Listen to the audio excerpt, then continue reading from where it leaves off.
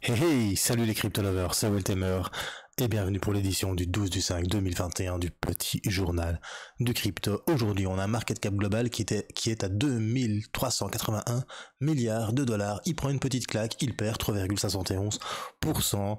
Le Bitcoin chute de 3,95% à 54 120 dollars. Ethereum chute de 0,85, c'est pas grand chose, il est toujours au-dessus des 4000 dollars. On a le Binance Coin par contre qui chute de 4,66% à 633,72 dollars et on a le Dogecoin qui chute de 10,90% et de 30% en 7 jours. C'est pas encore assez, ça vaut toujours trop à 0,44,61 dollars. À côté de ça, t'as Cardano, la petite Eda Wong de mon cœur qui fait toujours 19,59% sur 7 jours, mais aujourd'hui elle perd 3,36 dollars à 1%, à 1,69$. On a le petit Ripple de Jean-Pierre Riffard qui perd 11,74 sur 7 jours et 6,58 rien qu'aujourd'hui à 1,37$. On a Internet Computer ICP qui vient de sortir et qui se prend déjà une petite claque, moins 22,11%. Derrière ça, t'as le Polkadot de Magic War qui stabilise et qui gagne 0,94% à 37,92 dollars. Et on a le Bitcoin Cash de Roger Ver qui perd 5,20% à 1402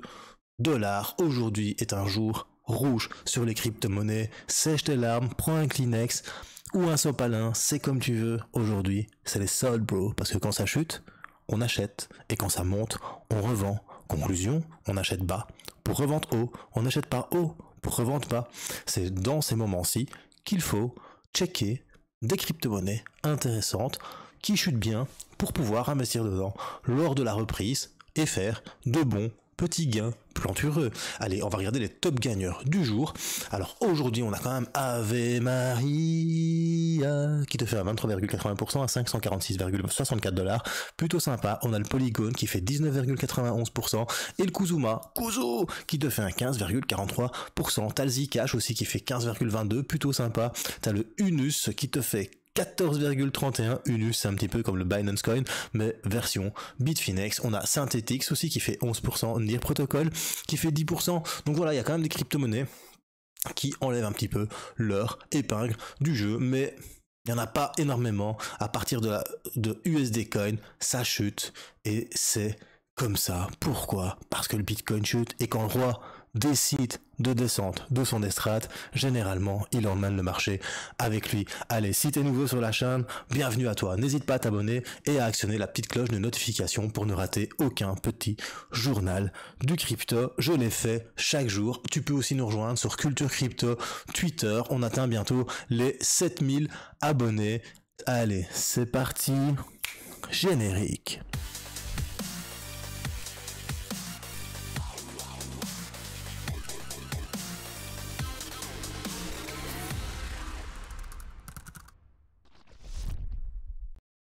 Alors la première news aujourd'hui va parler de Xetra de Deutsche Börse qui commence aujourd'hui à négocier un ETP Bitcoin soutenu physiquement. C'est ça qui est important, c'est le soutenu physiquement. Et comme par hasard, t'as le Bitcoin qui chute. Alors un ETP Bitcoin soutenu physiquement, ça veut dire qu'en fait, chaque investisseur qui va s'exposer à ce ETP va pouvoir éliminer l'aspect technique de l'investissement et de la détention de la crypto-monnaie. Ça veut dire qu'il va pouvoir trader du Bitcoin sans acheter de Bitcoin. Et chaque Satoshi du Bitcoin en ETP va être entièrement garanti par du Bitcoin physique.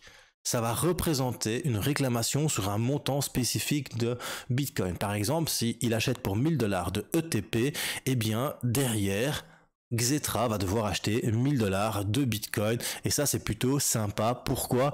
Mais ça veut dire qu'il va avoir une nouvelle demande d'un institutionnel autre en Bitcoin. Ça veut dire que Xetra, s'ils ont un volume, admettons, de 100 millions de dollars sur la journée, ils vont devoir avoir 100 millions de dollars de Bitcoin en garde, tout simplement. Conclusion, très très bonne nouvelle. Moi j'aime les ETP quand ils sont soutenus physiquement. Après ça, on apprend que Vitalik Buterin demande par l'intermédiaire d'un poste qu'Uniswap, propose que l'Uni, donc la crypto-monnaie adossée à l'échange décentralisé d'Uniswap, devienne un jeton Oracle.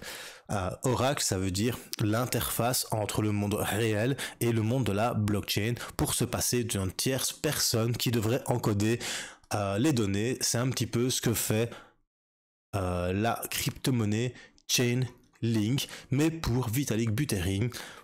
Il est important que la DeFi ait un autre oracle que Chainlink. Bah tu m'étonnes, il va parler forcément pour sa paroisse. Hein. Uniswap, ça se passe sur Ethereum. Donc pour lui, l'Uni devrait devenir un oracle pour l'écosystème DeFi. Mais avant toute chose, mon gars, attelle-toi à faire diminuer tes frais de transaction parce que là, franchement, ça devient abusé. Quand même. Après ça, on apprend que MoneyGram permet à ses utilisateurs d'acheter du Bitcoin et de directement en retirer dans les emplacements brick and mortar. Donc c'est un petit peu des emplacements physiques traditionnels aux États-Unis où tu peux retirer chez MoneyGram. Eh bien, tu pourras retirer en même temps des Bitcoins. Donc je suppose que tu auras un ticket avec un QR code que tu n'auras besoin qu'à scanner, et grâce à ça, tu achèteras des bitcoins directement. MoneyGram, faut quand même pas oublier que c'est un partenaire avec Ripple. Conclusion, MoneyGram rentre de plus en plus dans les crypto-monnaies, et ça, il y a rien à dire, c'est super important, et c'est super bon aussi pour une adoption massive grâce à MoneyGram. Ce qui serait bien aussi, c'est que j'allais dire Texas Instruments, mais c'est pas Texas Instruments, c'est l'autre de MoneyGram, Western Union, voilà. Il faudrait que Western Union fasse la même chose, car Western Union en Europe est beaucoup utilisé par des travailleurs d'Afrique ou d'autres pays du monde qui travaillent chez nous en Belgique et qui envoient de l'argent pour aider leur famille légitimement dans le monde. Voilà. Après ça, on apprend que l'IRS américain, donc l'IRS aux États-Unis, c'est le Internal Review Service, c'est un petit peu comme les impôts en Belgique ou en France, annonce que les personnes ayant des recettes et des dettes fiscales impayées peuvent être saisies de leur crypto-monnaie. Et ça fait mal au cul quand même. Mais bon, voilà, c'est quand même important de comprendre que de plus en plus, la crypto-monnaie n'est plus vue par les institutions comme quelque chose de mauvais. Au contraire, le service des impôts américains se dit, bon, il y a des cryptos, autant les utiliser, hein, parce que si il y a des personnes qui veulent pas payer leurs impôts en dollars et qu'ils investissent leurs dollars dans les crypto-monnaies, on va directement leur saisir leurs crypto-monnaies, car aux États-Unis c'est bien plus compliqué qu'en Europe pour le moment niveau crypto-monnaie, mais ça va bientôt arriver aussi en Europe. Quand je vois en France ce qui se passe, tracasse qu'en Belgique, ça va aussi arriver. Pour l'instant on a 0% chez nous. Si tu investis en bon père de famille, si tu traites, c'est en Belgique une taxation en revenu divers à du 33%, sauf si tu as un beau salaire, c'est proportionnel à ce que tu gagnes, c'est comme ça en Belgique, tu sais bien comment ça se passe. Allez, après ça, on apprend que Mark Zuckerberg a peut-être fait une entrée sur le marché Bitcoin ou pas. Maintenant, ce qui est comique, c'est qu'il a appelé, c'était une petite news un peu comique, il a appelé ses deux chefs, Max, et le deuxième s'appelle Bitcoin. Et ce que moi j'aime bien, c'est de Mr. Whale. Donc moi c'est Whale Tamer, mais t'as Mr. Whale qui met in Facebook post, Mark Zuckerberg reveals, donc Mark Zuckerberg révèle qu'il a noté une de ses chiffres Bitcoin. Est-ce l'ultimate top signal? Est-ce que ceci montre que nous avons atteint le maximum sur le Bitcoin pour 2021?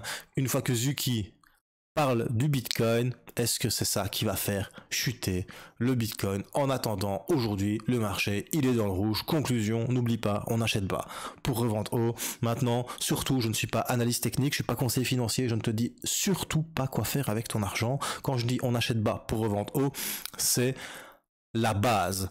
Mais où est le bas et où est le haut, ça, je ne saurais pas te dire. Allez, on va passer sur TradingView pour faire une petite analyse technique du Bitcoin. Donc, tu sais bien que ça fait quelques jours que je te dis qu'on est dans un triangle. Ce triangle, moi je le voyais comme ça.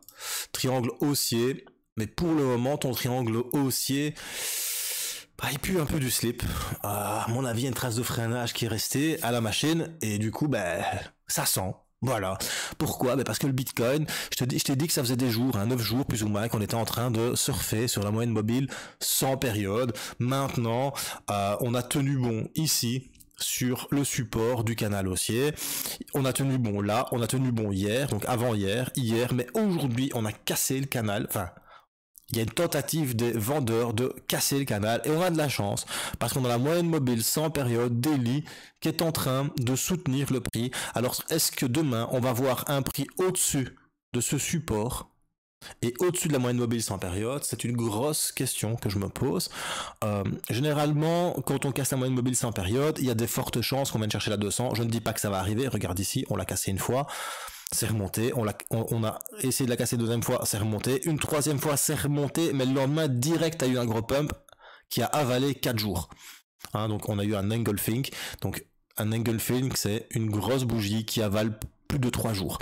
Et bien ici, en tout cas, il y a cette zone que je t'ai mis en vert, tu vois, qui part de là. Hein, c'est vraiment une zone où il y a de l'hésitation, beaucoup d'hésitation, et c'est pareil ici, il y a beaucoup d'hésitation dans cette zone, et elle est en train de tenir, et surtout, elle empêche à chaque fois le Bitcoin de passer outre et de venir chercher les 64 824 $ au-dessus. Conclusion, c'est assez délicat, mais là j'ai l'impression qu'on vient de casser en direct les 54 000 $, donc ça risque de chuter, c'est pour ça que tu vois ton portfolio qui est dans le rouge aujourd'hui. Alors regarde-moi ça, la chute elle est juste magnifique. Et ce qu'on peut analyser, c'est que justement, tu as la moyenne mobile sans période ici, 4 nus. Et du coup, on a fermé en dessous, ça a chuté, la 200, elle a tenu, mais une fraction de seconde, bam, ça a cassé, et directement, on est passé en dessous. Et puis, la 200 ici, elle a résisté à l'assaut des acheteurs pour repasser au-dessus. Conclusion, c'est recta, hein, direct, bam, bam, bam. Tu vois que ça fait des heures qu'on est en train de chuter, et on est en dessous de support et ça pue du slip quand même. Je sais pas ce qui va se passer franchement, mais je pense qu'il y a un beau sell-off qui est en train de se faire pour le Bitcoin. C'est un gros mouvement de vente. On n'a pas réussi à imprimer un haut plus haut. Je vais te montrer ça ici sur du H4, tu vois. Donc depuis le 21 on est là, puis là, puis là, et celui-ci il n'a pas réussi, hein, tu vois. Donc le problème c'est que ce haut là est pas plus haut que celui-là ni celui-là. Du coup c'est en train de chuter. Voilà. Ça montre une faiblesse acheteuse en fait, c'est ça qui est en train d'arriver, il y a une faiblesse acheteuse et du coup c'est un peu délicat, du coup tu vois du volume ici de vente assez fort. Maintenant ce qu'on voit, pardon, je vais reprendre la croix, voilà, ici ce qu'on voit c'est que généralement le RSI il ne va pas très bas, donc ici on rentre dans une zone de survente, donc c'est là maintenant que ça va sell à bord, et si on ressort de la zone de survente et qu'on revient dans la médium, c'est un moment où il faudra recharger, mais voilà, tu vois bien que toutes les crypto-monnaies sont dans le rouge, il y a quand même des cryptos qui perdent assez bien. On va regarder un petit peu la dominance, mais la dominance elle est en train de remonter, ce qui veut dire que il y a quand même des capitaux qui sont en train de partir de la dominance voilà, tu vois bien, des altcoins vers le Bitcoin. Tu vois, c'est vraiment en train de chuter ici, et tu vois, ça c'est la dominance des altcoins hors Bitcoin forcément, et là c'est la dominance BTCD du Bitcoin, et tu vois que la dominance Bitcoin est en train de remonter. Est-ce qu'on va venir chercher les 44% sur du H4 ou alors sur du daily? Tu vois que sur du daily c'est assez particulier parce que ça faisait un moment qu'elle chutait, et là peut-être qu'elle a atteint un point où 42% c'était peut-être pas assez. En tout cas c'est en train de dump. C'est en train de dump, tout dump. Donc voilà, observe, retiens celles qui dumpent le plus et qui ont un fort potentiel de rehausse. Moi c'est ce que je fais lorsque ça chute. Mais à mon avis, là quand je vois 53 800, ouais, en très peu de temps, on est en train de chuter. Donc je pense que c'est parti pour un petit mouvement baissier. Quand je vois le Shiba Inu, quand je vois le Dogecoin qu'on pumpait comme des cochons, je crois que ça a été la sonnette d'alarme peut-être pour les investisseurs institutionnels ou les investisseurs un peu plus aguerris, de l'entrée de énormément de nouvelles personnes sur le marché, donc de nouveaux pigeons à plumer et de fiches à manger quand tu es une baleine. Conclusion, sois prudent sur le marché. C'était Will Temer pour le petit journal du crypto. Si t'as bien aimé, un petit pouce bleu. Si t'as pas aimé, un petit pouce rouge. Et surtout, n'oublie pas bro, choose life, choose freedom et choose Bitcoin. Peace.